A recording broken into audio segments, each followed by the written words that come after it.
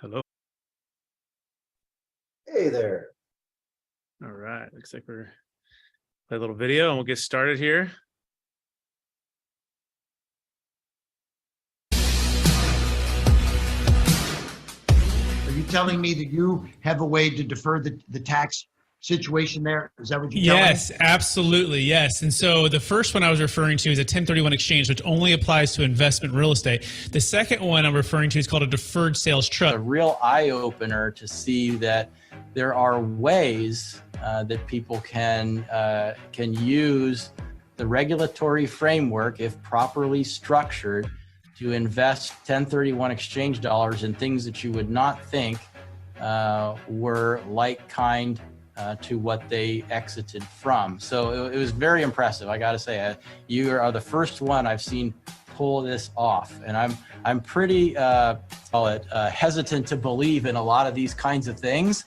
So it's a major feat for me to say, wow, this actually really worked, and it was really cool. 1031 is a way to shelter your income when you sell the thing.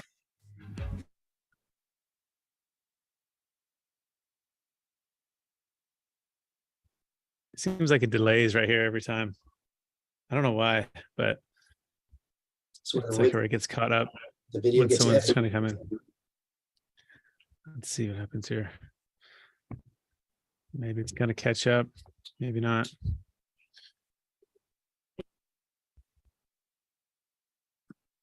Let's let Andy in as well. Oh yeah, let's get rid of.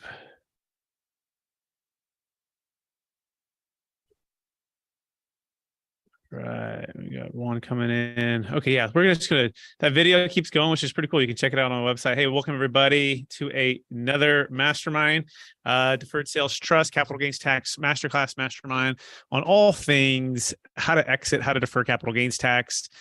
For those who don't know me, my name is Brett Swarts, and I'm founder of Capital Gains Tax Solutions, where we believe most high net worth individuals and those who help them, they struggle with clarifying their capital gains tax deferral options. And the biggest thing we found is if you don't have a clear plan, that's the number one enemy, because if you don't have a clear plan, there creates confusion. You feel isolated, and you're not even sure, what you're going to do about all of this tax. And so most people get either stressed or overwhelmed, or a little bit even depressed to think about 25 to 50% of their gain to be wiped out by capital gains tax, and until they find us. And then they find us and they go, wow, there's out of real estate or other assets, and create a tax and to build confidence, and gives me some freedoms. And the freedoms that we're focused on right now with the Deferred Sales Trust. First one is typically a lot of our clients have achieved financial freedom, right? Because our minimum deal is $1 million net proceeds, $1 million gain. But they haven't necessarily achieved time freedom. Time freedom is the time to do the things you want to do when you want to do them. So if you own businesses or real estate, and you're tied in the management, and you're tied into the day-to-day, you have a challenge with how to spend your time, right? And 1 second here, as my son is trying to get into the condo. We're here in Kona, Hawaii. The nice thing about these masterminds, it doesn't matter if you're on vacation, if you're at the office, if you're working from home, or if you're working from Hawaii, you can kind of juggle a few different things at once and still help everybody here, right, Brett? Exactly. Yep. So we'll be back next Friday. We'll be back in the state of California. So, but that being said, yeah. So you want some freedoms, right? So what are you trying to achieve? If you have A's where you're at and B's where you're trying to go, certain clients find this and they're trying to achieve different things and really different type of freedom, right? So it could be freedom from that business or that asset without having to pay the capital gains tax, freedom from having to 1031 and overpay. So we call that the 1031 freedom. So you have the time freedom, you have the 1031 freedom, you have estate tax freedom. You can eliminate the estate tax, 40% estate tax with the Deferred Sales Trust. You also have location freedom. I've had clients who've sold houses, primary homes that they felt trapped in because of the tax, and they're able to sell and relocate to a new location. You also have entrepreneurial freedom, right? You can have the ability to start a business, to start a new venture. Jake and I just closed a deal for a client about a year ago. Fortunately, it was a cryptocurrency exit at the right time, and she was able to use the capital to start being an entrepreneur, to walk away from the W-2 tech job to a entrepreneurial business opportunity with the trust. It could also be retirement freedom. You might want to be completely passive. I know a lot of clients find us too, where they go, look, I don't want a 1031 because I need to be in an active role unless I go to a Delaware statutory trust, but then I'm not diversified. I'm not liquid. And I guess that I would also call that financial planning freedom, where you have the ability to go into different types of assets so that you're not over concentrated. You're not going into more debt, and you're able to diversify, stay liquid, maybe put it in some of the biggest companies in the world with a financial advisor like Jake Miller. So you have all these freedoms. And the question is, which one or two or three are going to unlock what you're trying to achieve? We like to say when you have those multiple freedoms, you can unlock a transformational, wealth plan. And the basis of this too is it's no longer just about cash flow. It's about tax flow, and to the ability that you can have a team to help you execute your tax flow situation, you can build wealth. To the degree that you don't, you're going to get hit with higher and higher taxes because the government is increasingly spending money and increasingly seems like raising taxes. And so we're going to talk about the Deferred Sales Trust today. In particular, we're focusing on how to use it to be an entrepreneurial freedom, how to use the Deferred Sales Trust to invest back into businesses or real estate at your own timing. And we're going to walk through step by step on how to do that, but also the what and the why behind that as well, because it's so important to have that. Jake, that being said, anything else to add to the vision of today's call? We're all here because we'd like our money to do a little bit more. And it can if we don't chop it all up and give it to the various taxing agencies too fast. We're allowed to do that with the Deferred Sales Trust. So happy that we're all here today. Excellent. And we also have Pierce. He's the co-host of the podcast. He's calling from an undisclosed location in the Half in shadows. He seems like a CIA agent. Pierce, how are you? Am I too bright? Let me flip. I'm on the patio. But he's a commercial agent and luxury agent out of Newport Beach. And he also has been studying the Deferred Sales Trust. He's part of capital gains tax, which as well. So Pierce will be also calling. There you go, Pierce. We can see you now. Awesome. All right. So let's start with a deal close story for a client of the Deferred Sales Trust who wanted entrepreneurial freedom. His name is Shay. In fact, you can watch his entire story on Capital Gains Tax Solutions YouTube channel, also capitalgainstaxsolutions.com. He shares how he was an entrepreneur. I mean, he was in a business with a couple partners. It was a marketing business. In fact, anyone ever go to a college football game, you've probably seen his business. It's called Logo Brands. And for the major colleges, they would create swag and different embroideries and sweatshirts and hats and everything that has to do with kind of your sport team, right? It also had businesses too, but a lot of it was big time sports. So he's in Alabama. He's working with a couple partners, and the business is going great, although he's ready to move on to the next freedom, the next business, right? And that business happens to be multifamily investments, actually ground up development. And so with the Deferred Sales Trust, he's selling a business. First of all, it has huge capital gains taxes, no basis, about $2.5 million exit price. And he's looking at a large capital gains tax. I think Alabama's with state, federal, and Obamacare was probably like around 30% of about $2.5 million, right? So if you do the math there, $2.5 million, he's looking at 30%. It's about $750,000. And so the question was, do I pay that tax? And also, by the way, I want working capital for my next business venture. So does a Deferred Sales Trust provide what I'm looking for? Otherwise, I just want to pay my tax and I'll just move forward with what's ever left over minus the $750.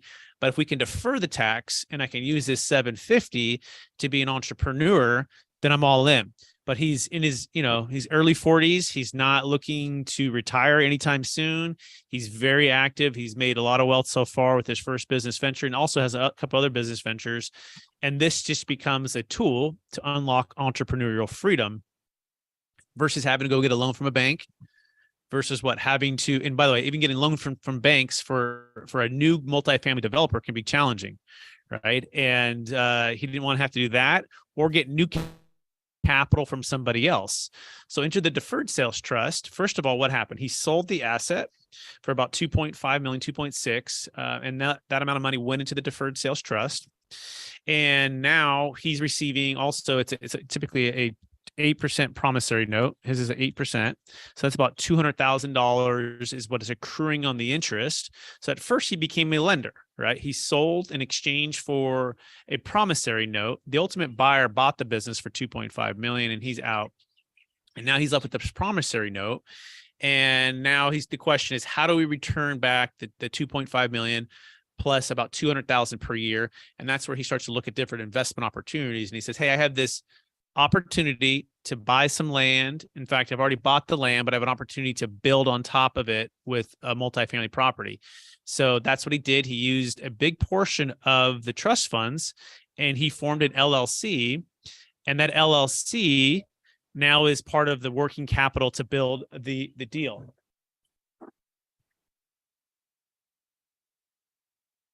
Now, Shay's one of those serial entrepreneurs that likes to come in and go out of real estate pretty much all of the time. So I think this is very critical and important for all of us to pay close attention to, Brett. If you can really focus on how other real estate, now in the world of investors, real estate is kind of a big thing. So there's a lot of people out there who need to hear this. So feel free to repeat yourself if you need to, Brett. Yep. So thanks for killing it. I had to just close the door again because the kids opened the door and there's how many of you have kids that are just so loud? I think I have the loudest kids.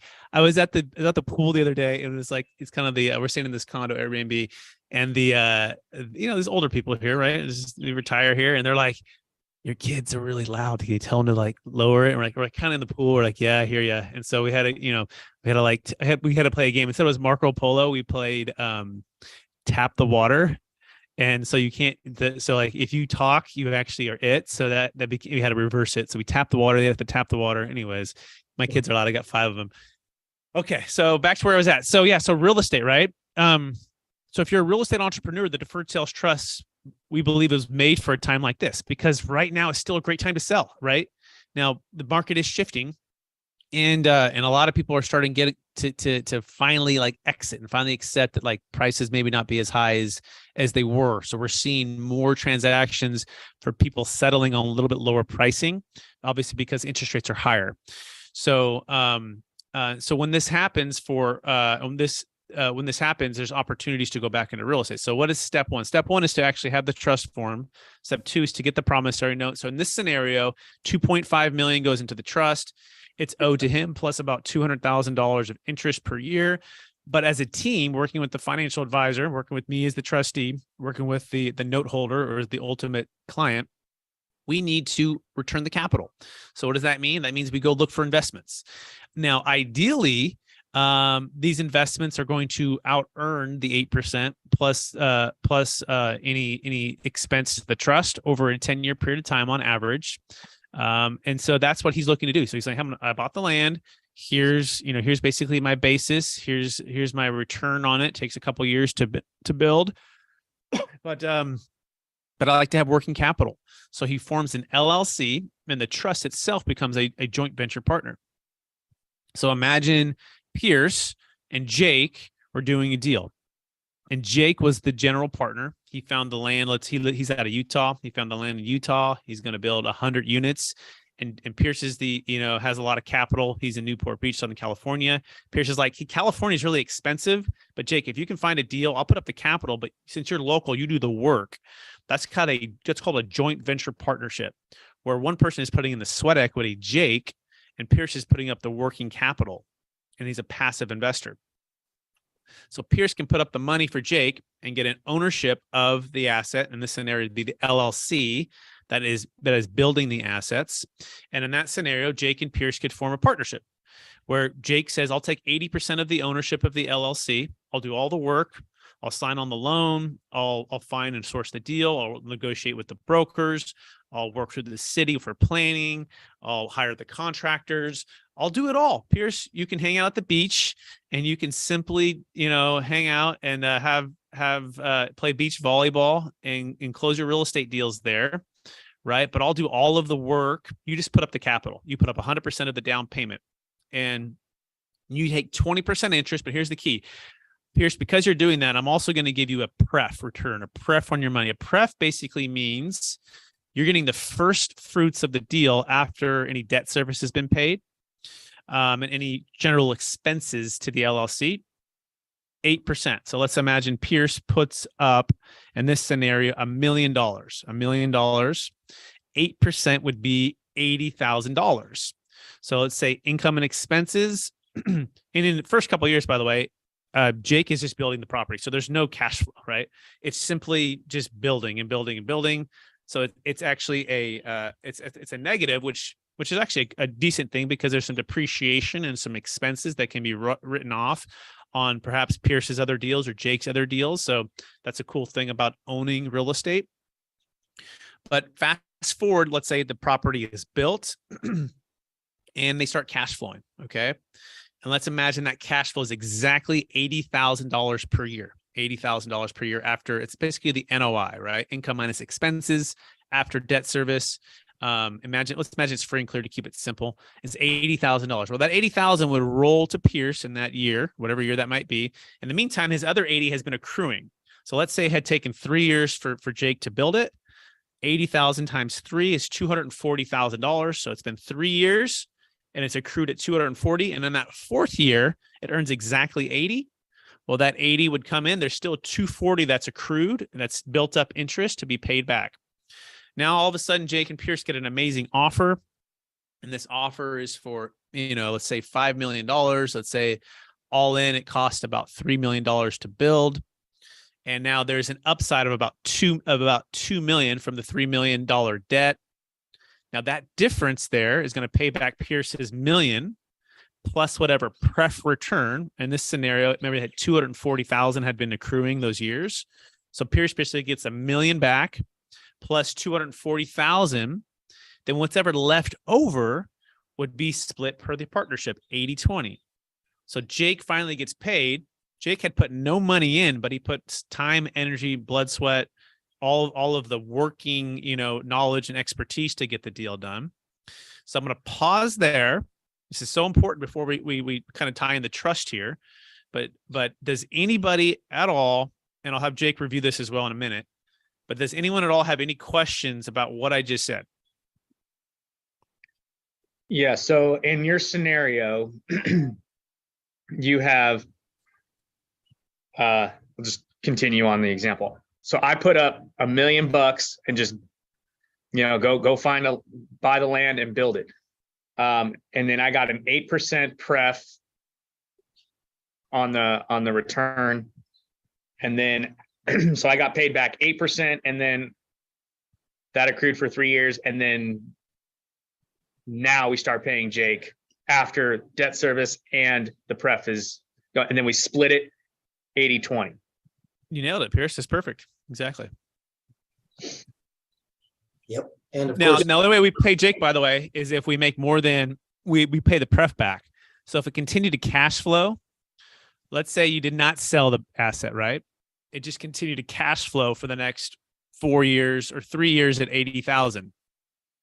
Then it would always pay back the pref first, Pierce. So Jake is still getting $0 until all of the pref is paid back. right. So that's, go ahead, Jake. I was just going to say, that's a common security or level of security. I mean, everything is always at risk, but as the general partner with somebody like yourself, Pierce, who, like, I can't do it without you because you've got the money, but I'm the one doing all the work. But I'm going to tell you that I'm going to pay you back first. You get the pref. Like, you actually get a certain amount or percentage before I get any money. And that's a very common practice in a joint venture. Yeah. So there's a chance here, Jake, Pierce, that Jake gets $0 for a very long time, right? In fact, it could take, years for Jake to get paid back. That's why he's got to be very cautious, and that's why he's getting 80% of the upside should there be more upside, right? So, because let's say it goes really, really well and there's a $7 million gain, right? And you get your $1 million back plus your 240,000. Well, Jake's going to get 80% of that, whatever is the excess of that. So that's the point. And what are we talking about here? We're talking about commercially reasonable. We're talking about, what would two unrelated parties do in a circumstance, right? Where Jake is getting, he's taking risk, right? Pierce is taking risk. And is it equitable given the circumstances, right? Is that making sense on that? Anyone have questions on anything that Jake or I or Pierce just talked about or asked? Good. Yeah, I said it very well. Jake, anything else to add before I tie you in the trust? I would just say that in joint ventures, there's a lot of different varieties and flavors, but what you mentioned with 80-20 is very common because that's two people who individually can't do a project. Together, they can do a project. One is the expert. The other has the money. And so there is a little bit more of a favor towards the expert. However, because he's the expert, there's more risk on his side than the person that has the money. And that's why it's typically structured that way. Again, this is just something that is common. You can see several different examples out there just like this. And that's why we talk about it here today, because now, Brett, as we bring in the trust, we're going to tie it all together. Exactly. So let's tie in the trust now, right? So in Shay's scenario, back to Shay, remember he sold a $2.5 million business, got a promissory note for $2.5 million plus a $200,000 8% compounding rate of return, right? On that 200 or on that 2.5 million every year. But here's the cool part now. He doesn't have to find a Jake or find anyone else to partner with. He can partner with himself. So Shay himself in this scenario becomes the Jake. So we're going to switch out Shay for Jake. And the trust that owes Shay the money is going to be Pierce. So in this scenario, the trust is going to put the $1 million into this new LLC that's formed, of which Shay personally, he and his wife, are 80% owners of this new LLC entity. And the trust, which owes him the $2.5 million plus $200,000 per year on the promissory note, is going to put up $1 million into this LLC. And together they formed a joint venture partnership. So it's kind of like he borrowed from himself. It's kind of like he was his own bank and he borrowed from the trust. However, he did not borrow. It was a joint venture partnership. It's very important. Why? Why don't we just borrow? Well, borrowing creates a tax consequence. It creates constructive receipt if you borrow against the trust for your own use. So the way that we do this is through a joint venture partnership. And so what does that mean? Well, in fact, he actually did the deal. He's selling the assets right now. He built the project. It's 72 units in Tennessee. These are individual condos. And he's selling them right now. And what's happening? He looked at the trust and what the trust put in, and he's slowly paying back. First of all, it pays the LLC, then the LLC pays the pref. Okay. And then the trust itself, once it receives the money, turns around and can pay him, and he can pay tax on that. So it kind of flows one extra step per the partnership agreement. And when we do it in that order, we remain tax deferred, right? Remain tax deferred. So again, he's selling the assets as they sell. It's rolling into the trust, and then it's paying per the pref back to the trust. I'm sorry, paying the LLC and then back to the trust. And then from the trust, it can turn around and pay him. And notice how we did 8% and 8%. We actually tied 80-20 with an 8% pref with, guess what? We mirrored the note to keep it really simple. Keep it really simple and to keep it commercially reasonable and to keep everything. And this is per the tax attorneys who created this 26 years ago, thousands of closes, billions under management, been through all the audits. They're the ones that have dialed this in. And we look at it like a Rubik's Cube, and they've tilted the cube so that it lines up and it can be as congruent as possible with all of the things that we have to consider here. Okay. So pausing there, Pierce, I want to see if you caught that, because it's really important that you understand what just happened. So how say back what I just said with the trust, Pierce. So basically, he partnered with his trust. He eliminated the need to bring in a capital partner. He was able to JV with it, and instead of him getting paid the pref from, or him paying someone else the pref, he was paying the trust back the pref, or the trust was paying him the pref on top of it. So he was still able to cash flow while, having the trust basically like cover it. Is that right? I think you pretty much hit it. Maybe the last part you might be a little bit off. Jake, what did he miss there? So adding all of this in, right? Let's revert back to Shay, and let's just kind of talk about him and his future goals and desires. I think that'll tie it all together. And I think you would best be able to kind of, with Shay, I love stories because people relate more to stories based on what somebody else has done and how that's similar to them. Yeah, I'll tie it back in. Yeah. So, and Pierce, you're just about there, right? So I think you just missed the lead, and I might have made it confusing too. So the funds went into this LLC. The LLC built the project. Then the funds just go back to the LLC, and then per the LLC 80/20, it's got to pay back the pref that the trust put in. Remember this scenario: the trust was Pierce, and Shay was Jake, right? So, but in this scenario, Shay has the LLC, he's Jake, and the trust owes Shay the money. Right. So that's the part where sometimes it gets a little bit confusing because there are separate entities, but it's kind of like he borrowed from himself because it's going to turn around and pay him anyways through the trust, that same 8%. So, but doesn't I mean, because the trust is split 80/20, or the LLC is split 80/20 with the percentage of, with the 20% being in the trust and 80% being in Shay, right? That's how it's structured. Yeah, the LLC is 80% Shay and his wife and 20% for the trust. But remember, Shay doesn't own the trust. If he owned the trust, it'd be taxable, but the trust does owe him the money. Right. But so once the building starts to cash flow, you can set it up. Either you can take the pref or you can give it back to the trust, right? Because as an LLC, and if you own 80%, don't you get 80% of the potential cash flow after the pref? So let's play that scenario out, right? The trust is the one that gets the pref because they're the ones putting up the capital, right? Correct. Which can turn around immediately and pay Shay if you wanted that $80,000 distribution. Okay, so the trust is the one who gets the 80% or the 8% pref because it owes the note. In the scenario that we did with you and I, you are the trust in the sense that I was the expert builder and you had the money. Now it's the trust that has the money, the trust that gets the pref, and you or Shay is the builder developer person.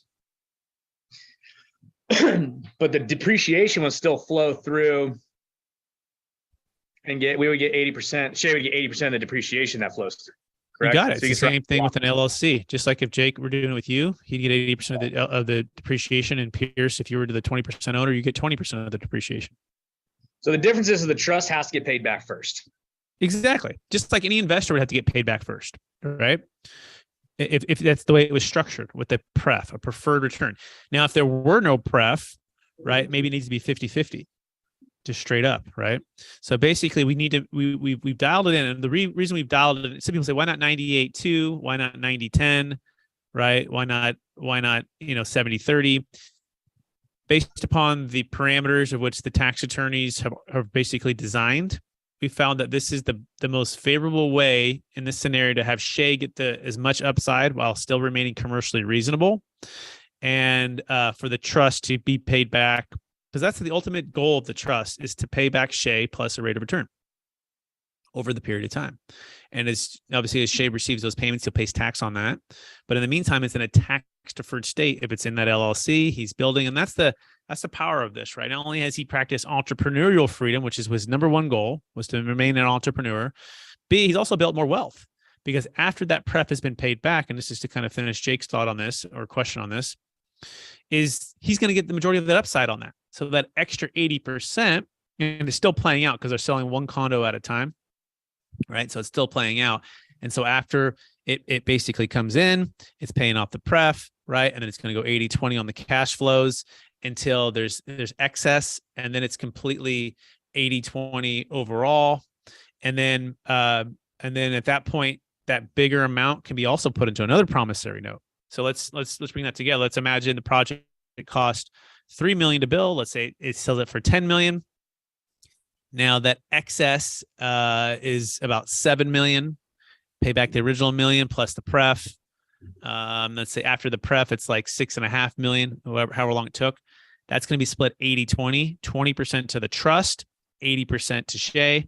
But Shay can put that as a promissory note. In other words, the trust can now buy that position and exchange it for a promissory note. And so now he has 2 promissory notes, the original one for 2.5 million at an 8%, the other one for, let's say, 6.5 million, if that's the way the numbers worked out, all into one trust, multiple promissory notes, of which now he has a bigger pile of money, of which he can go reinvest and be an entrepreneur. But here's the key. He's not seeing deals that make a lot of sense right now, right? And by the way, the stock market is probably on sale right now, right? I'll leave that up to Jake Miller as the financial expert here with the stock market, securities professional, CFP. But now that's the part where he unlocks what's called optimal timing, right? Where he bought and built, let's say lower at a good price, sold high at a good clip. Now real estate is not making a lot of sense for a lot of deals right now because interest rates have, closely or more so doubled in the last 6 months. So now he's going, well, but stock market has dropped. Now let's have the trust invest into the stock market at a discount, right? So that's the part of what's called optimal timing. Jake, you want to speak on that optimal timing, Freedom? So that's incredibly important, and I think one of your videos talks very well to that as well, in the sense that it's all about putting timing back in your hands. It might be a great time to sell out of the market in real estate, and it might be a perfect time to diversify now that you're out of real estate and buy some stocks and bonds and different things that are at steep discounts, or at least dollar cost average in. Whereas you might want to eventually be back in real estate, but selling high, it might not be the best time to go and buy high in the same market. And so the optimal thing that we can possibly do for our investors is help them be strategic about their asset classes, move in and out of different asset classes versus real estate, crypto, even water shares, racing horses. And we have clients with all kinds of assets. And this has become liberating to them, Brett. It has allowed them, this has become a financial tool that without having to sell, chop your ass into many pieces, pay taxes, and then invest a smaller portion, they're able to invest the bulk majority of all of their proceeds into the next asset or asset class. Yep. So instead of feeling like, oh my gosh, like, what am I going to do? I'm overwhelmed. I'm frustrated. I'm stressed out because I should have sold last year. Not only the fear of missing out, like, oh my gosh, I missed the boat. We want to encourage you to be creative in this, right? So no, I didn't miss the boat. Now's a good time to sell. Yeah, I may have, my value of my assets may have been down a little bit, but now let's sell the business. Let's sell the real estate. Let's sell the primary home. I wish I could say the same for crypto. I mean, Jake and Pierce and I try to get as many people out of crypto before the whole crash, but right now it's just been hammered, right? But not that if you're listening to this and you're in crypto, have a plan now so that when it does come back, you have a plan to exit, right? And we talk about taking away the leverage from the market. Take away the leverage from the market. And the number one thing is optimal timing and having clarity and confidence that you can exit in a tax flow efficient way. So important. So we want to be creative with our solution here. And then we want to pounce. Most millionaires or a lot of billionaires are made during the shifts, during the market, complete upside downs, right? And this is what's going to happen again. They feel like 2023 is going to be painful. Okay. It's here. I heard a good analogy today. It's anyone ever go to the Donner Party or Lake Tahoe? I'm about an hour and a half from Lake Tahoe. You know the story, right? Like this, they were traveling, and they weren't in spring, they were in summer, they were in winter, and the biggest amount of snow, and they got trapped, right? Well, the snow has hit us. It's hitting us right now. And you don't want to get trapped in the snow. You want to get a creative solution to be able to exit and then use it to your advantage while the market is lower, where there's opportunities and things are on sale. Okay. So our goal is to help you feel clarity, give you confidence, give you certainty. We don't want you to feel depressed or stressed or overwhelmed because of the loss of value in your asset. Or the loss of time from not selling. We also don't want you to have the unnecessary stress of having to carry assets and not have diversification, liquidity, and debt freedom. Because right now, if you have debt, especially if it's set to adjust, this is not your friend. That should be alarms going off. Oh my gosh, where is my debt? It's set to reassess and or be out of its fixed rate. And or you say, no, I have fixed rate debt. I have some clients right now. We're looking at multifamily exits here in Sacramento as a broker as well. And I'm saying, no, they're going, no, I got fixed rate debt. I go, well, that's your advantage. I go, if it's assumable, is it assumable? And we found out, yeah, it's assumable. Well, guess what? That new buyer now can assume your debt, especially if it has a couple of years remaining. That's great. Now they don't have to get an adjustable. I mean, it's going to adjust in a few years, but you don't want to have to wait to have to sell, when the adjustment is going to happen sooner. So why don't we sell while it's still fixed? Let them assume the debt. Now it's actually your advantage. You still get a decent price. And now we can go into the deferred sales trust and wait. Guess what? Wait for other opportunities for people who are not taking action, right? Who don't have certainty, don't have clarity, don't have a plan. And guess what those properties are going to have? Those properties are going to go on discount, or they're going to be foreclosed on because people overpaid and they had too much debt, not enough liquidity. I have my whole story on this when I was at Marcus Millichap, how all of this happened. And we're seeing a lot of it happening again. Not that we think 2008 is happening again, but there's going to be opportunities. And this is where the deferred sales trust gives you that. So that being said, we want to open it up and for questions or thoughts from anybody. And in fact, I'd love to hear from Kristen. I know you've been paying attention, Kristen, and you have such a sharp mind when it comes to all things tax, actually. So Kristen, I wonder if you have any thoughts or comments or questions on anything we just talked about. Yes. So first of all, I wasn't really paying attention because it was like going straight over my head. I was like, I just going to ignore this whole discussion. And then Pierce kind of recapped it and it kind of like cleared it up for me. So I think I know what's going on. So I have two questions, kind of. One, I always go to the tax prep question and you're like, I'm not a tax preparer, Kristen is. But here's my question. You have the 80-20 split, trust owns 20%. Who's preparing the tax return on that joint thing? Because in that scenario, it'd be Shay. It'd be Shay or it'd be Jake, whoever the GP was. Keep going, sorry. I was gonna say, so whenever you have the trust involved at all, you guys have people that do that. So on the trust side, we have them. Go ahead, Jake. Sorry, go ahead. Yes. I was just going to say on the trust side of things, we have specialists that take care of the trust tax return, but we provide your other preparers with information about the trust so that you can include that in the partnership return that you would normally do for any other joint venture. Instead of a person, instead of an LLC or a corporation, it's just a trust tax ID and name. Right. So I know like the regular trust return you guys prepare every year, you have people that do that. So when we have a partnership, say it's filing a 1065 partnership return, I own 80%, my trust owns 20%. You're saying I prepare that trust return and get the trust, their K1? Yes, exactly. Except the only nuance is you don't own the trust, right? So you are the lender to the trust, but the trust happens to be a silent joint venture partner. So it's your responsibility as the managing member of that LLC, right? To have the LLC's tax return filed. And so, we don't do tax returns for the personal clients. We have them go back to their existing relationship. And if they don't, sometimes they're like, well, I don't have a great one. They're not as advanced, then we send them to folks like you, Kristen, who are, right? So we'll refer that out, but we're not doing it internally, and the DST tax attorneys aren't doing it either.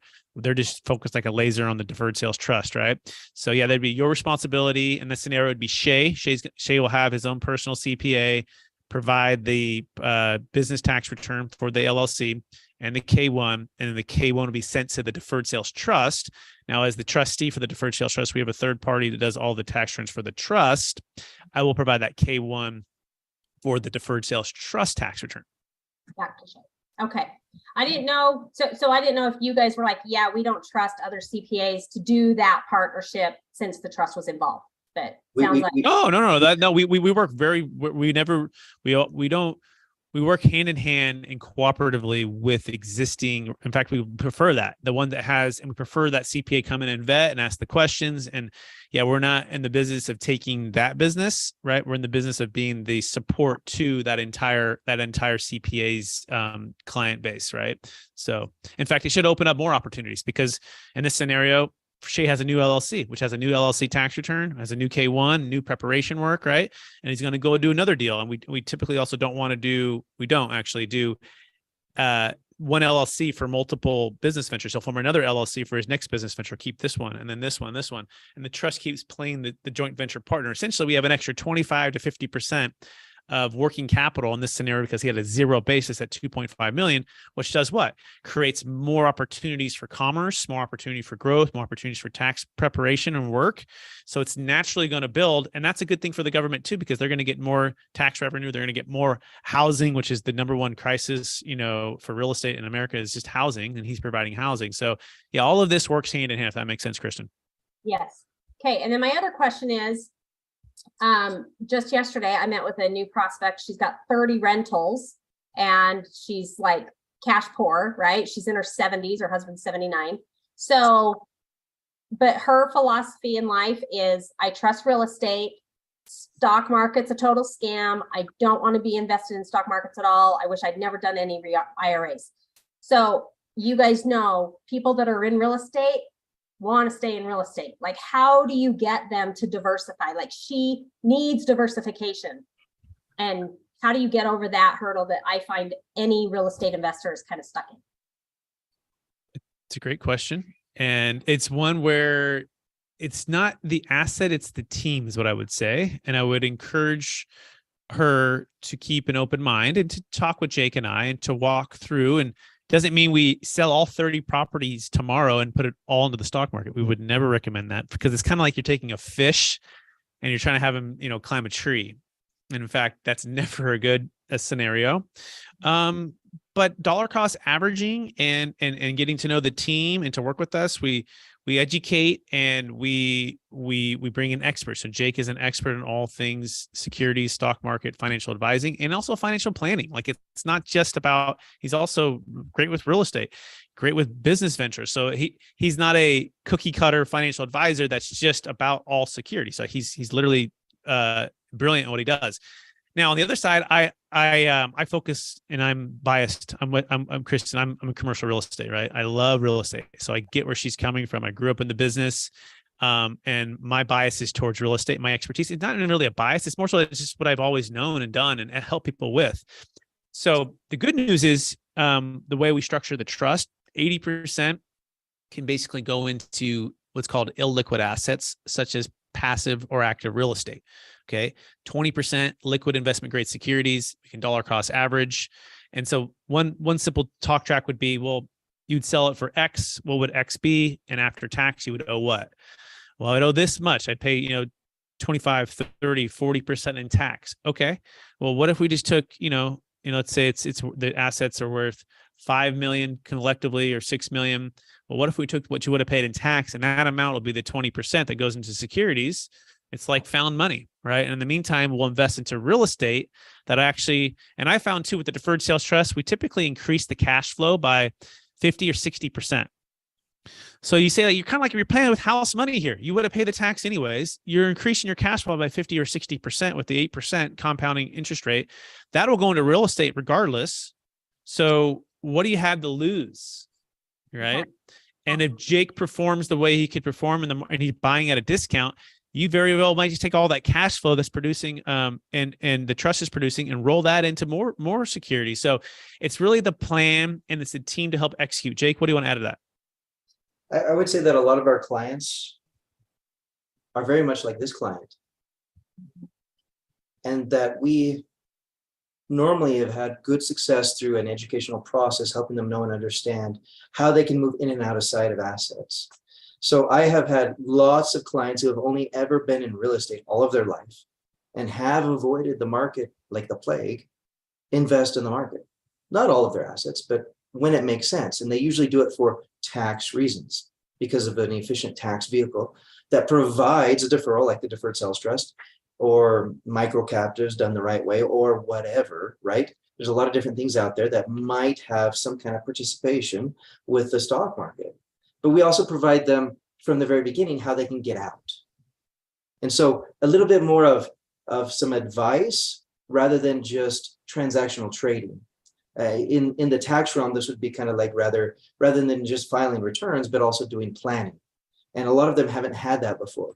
So through this educational process, and it doesn't always happen that they invest in the market, but they at least become more comfortable with it as an idea or as an option that they can invest in. And some of them, again, we just always help them with other assets like real estate. Sometimes we help them with marketable securities that are also real estate based. There's everything under the sun that we help our clients with. Like I mentioned earlier on, I have some clients here locally in Utah because it's kind of like a really valuable thing to own water shares. I mean, that's not a marketable security. That's not a liquid asset necessarily because you have to create a market for it. But it's something that they can hold, as well as land, as well as real estate, as well as direct placements, as well as oil and gas, as well as all of these other things that they can own. The nice thing is that we're catering to them and their needs and their objectives. Sometimes they've only ever done real estate because that's all they've ever known. That's what they grew up doing. But their needs and their objectives don't match with a real estate investment. And it becomes an educational process to help them know and understand what assets do match with what their needs actually are. And at the end of the day, we're not pushy people. We're very much educators, but we're educators who have real life experience.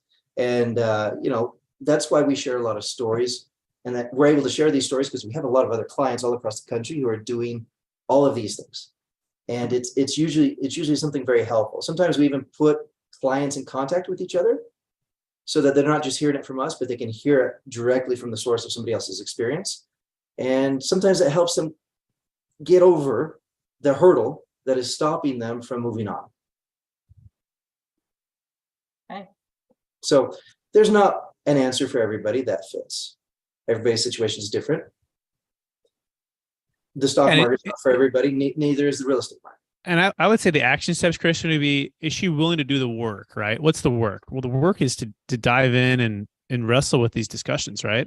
Mm-hmm. The last thing you want to do is not take action. And the cool thing, the way that Jake and I and the tax team work, it's conditional, 100% conditional. And there's no money charged. She can jump on this webinar with us. She can come on a call with you, me, her, and Jake, and the tax team. And we can wrestle and discuss and, move that Rubik's Cube around to find out if it could be a good fit.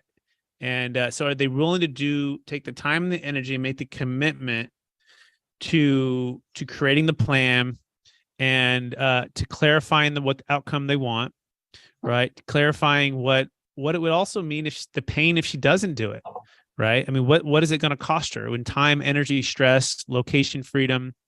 Even, I don't know, you said 30 properties. I don't know what kind of debt she has on these properties, but it could be scary. Like I saw clients, friends, and family lose everything in 2008 crash because they had too much debt, not enough liquidity. They're real estate rich, cash flow poor or poorer. And so maybe it's the pain. Maybe you got to focus on the pain, Kristen. Maybe you got to focus on the pleasure of what she's trying to accomplish. But I would encourage her to be committed to doing the work, because the Deferred Sales Trust is not for everybody. And Jake and I, do like an application interview style where we're interviewing and really getting to understand and know what it is that she's trying to accomplish. And we'll be the first ones to tell her and you that if it's not a good fit, it's not a good fit. Right. And we'll maybe recommend something else, or sometimes it's just, hey, just hold on what you have. I was talking with a seller the other day, and he's got probably $7 or $8 million in real estate. And he's in his 70s. And he owns a lot of them free and clear, and he's cash flowing. He's doing fine. And sometimes he gets tired because he's got his truck, but sometimes part of him, he kind of likes driving around the old truck and going to the properties, doing the thing. And he goes, I like to sell, Brett, but my kids don't want me to sell. I'm like, doesn't sound like the pain is really there. And that's okay. And I go, well, what do you want to do? He goes, I'm good. And he also invested in the stock market by himself. He actually enjoys that. He does he picks, I'm doing so well. I'm doing okay in that. Not so well this year, but well before. So I think clarifying and helping them clarify what the ultimate outcome is. And sometimes they don't even know that until you're asking these type of questions with them versus just tax. I mean, tax is just a number, but what is the ultimate outcome for their time and their energy, their stress, their location? And then what's the pain if they don't do it, right? What does that mean? Another way to ask it too is, let's say the portfolio is worth, I'm just throwing a number, $5 million for these 30 properties, $10 million. You would ask you ask her, if you had $10 million right now, would you go buy your 30 properties? And if they hesitate or say, well, no, say, well, that's a great reason why you should sell. Like, what is it about if you had 10 million or 5 million, whatever it's worth, that you wouldn't buy those assets? Well, it's a lot of time. It's a lot of stress. I keep getting calls like, I'm 70 now. I want to travel more. I want more of this. I want more of that. Maybe it's a legacy play. Maybe it's something, right? But so try to shift, ask better questions to help them unlock better outcomes. Does that make sense, Kristen? Yeah, and we had the whole discussion yesterday, and she's fine managing them. She's like, I've got professional managers. It doesn't stress me out at all. Doesn't bother me at all to manage them. And I said, if we could sell those today with no tax consequences, would you do it? And she's like, absolutely.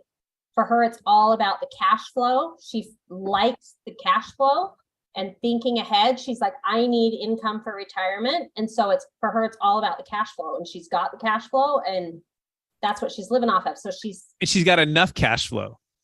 Yes.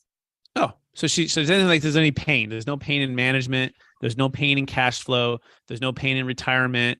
There's just not enough pain right now, as it sounds like. Right. I mean, she has a handful of properties she hates, 7 of them. She's like, I hate these ones in Alabama. Okay. Well, hold on right there. So, okay, great. Let's start with these 7. And let's look at, hating these 7. And by the way, for those 7, we're not going to, here's the reality. It's not like you're going to sell the 7, put in the trust, and then she's going to be forced into the stock market. We have clients that are waiting for the stock market to shift and go down. In fact, Jake and I have a big one. They sold a $29 million property in Texas, and the money's still sitting in the bank. It's because he's like, Brett, I'm just cautious. I'm not a stock market guy. I know we need to go into that. The values are still going down, and I still maybe won't do this real estate transaction. Millions of dollars just sitting in the bank. So like Jake said, we're never going to press it. We're only going to offer opportunities and educate. And then even then, we'd probably dollar cost average in, right? So I would say, see if she's willing to commit to at least to have a conversation with me, you, and Jake to see what's even possible for her. Because here's the reality too. She's in her 70s. Although there's not pain in right now, as people get older, they have health challenges. As people get older, life changes, right? And it can change rapidly. So you don't want to ever have to sell in a fire sale based upon a need. In fact, I would argue the best time to sell is when you don't need to sell. You don't need to negotiate, right? So say it like that. Say, hey, I get it. Yeah, but these 7 properties, let's at least establish a plan in case you do want to sell. And then again, ride the bike. Do the first 2 or 3 properties, right? Now, let me also remind you too, the minimum deal size is $1 million net proceeds, $1 million gain, unless you have 2 assets at $500,000 each. So if these are 30 houses at $200,000, then we could, it's not a good fit already. I already know, right? So make sure that whatever it might be, it's at least meeting those minimums, right? Unless she has like 3 properties that are each worth $4 or $5 million each or whatever. And then she has some smaller ones she wants to try it with in the lieu of maybe doing the bigger ones. We just want it to be able to scale. Remember, because you can have one trust, multiple promissory notes. So does that make sense, Kristen? Yeah. Is the max you would do 2 properties, or if she had 3 properties at $400,000 each? Yeah. So if she had 3 at 400, where's she live? What state? She is in Utah, but her property. Okay. And that's kind of the middle of the road for the taxes, for cap gains tax, right? And what part of Utah is she in? Salt Lake. Okay. So she's not far from Jake, right? The other thing I would say is let's get her and Jake in person, right? That might help, versus just the Zoom, if she's open to that for a lunch or a meeting there. So, yeah, but at 3 at 400, if she was motivated to do the work and put the time and energy in, dude, yeah, that should be fine. She's not in a Texas or a Florida. And Jake, correct me if I'm wrong. What's the cap gains tax for Utah? It's the state income tax rate, which is 4.95. Yeah. So she's looking at about 30% at 400, and assuming her basis is 0, and she can combine those 3 for 1.2 million. Kristen, Jake and I are happy to work that deal. No problem. Okay. All right. Thanks for the help. Those are my questions. You're welcome. Great job, Kristen. Thanks for asking them. Anyone else have any other questions about anything that we just said? By the way, you can go to capitalgainstaxsolutions.com to learn more and to connect with me. And you can go to strategictaxsolutions.com to learn more about Jake Miller. That's strategictaxsolutions.com. Pierce also has Kingdom Luxury Realty is his website, as well as his podcast or his YouTube channel. Of course, you have Capital Gains Tax, which is podcast YouTube channel. I have the book coming out with Kevin Harrington from Shark Tank. Jake Miller's in the book as well. Pretty cool stuff. But we do have Juan, we have Ricardo, we have Jay Fran, we have iPhone de Camellia. But if no further questions or thoughts, Jake, I'm about to get to the beach here with the family. So Do you want to remind people one last time where they can find you? Absolutely. strategictaxsolutions.com, 1-800-773-1848, as well as every Friday. This is where we're at. Friday at 10 a.m. PST, 1 p.m. Eastern. Jake, Pierce, you want to, thank you, Jake. And Pierce, you want to remind people where they can find you? Yeah, you can go to kingdomluxuryrealty.com and you can find me there. All right. And so anyone else listening, here's the things you can take action on. You can book a time with Jake or Brett or myself by going to our websites there. You can subscribe to the YouTube channel, Capital Gains Tax Solutions. You can subscribe to the podcast. Okay. You can download our free ebook. You can join our mastermind next week by going to capitalgainstaxsolutions.com so you can be a part of this mastermind. So take action, right? And plan and go out and clarify what you're trying to achieve and how a tax flow strategy like the Deferred Sales Trust could fit into that. We are here for you and ready to serve. Please reach out to us. Thank you so much, everyone, for joining us. And we will talk to you again real soon. Bye now. Bye-bye.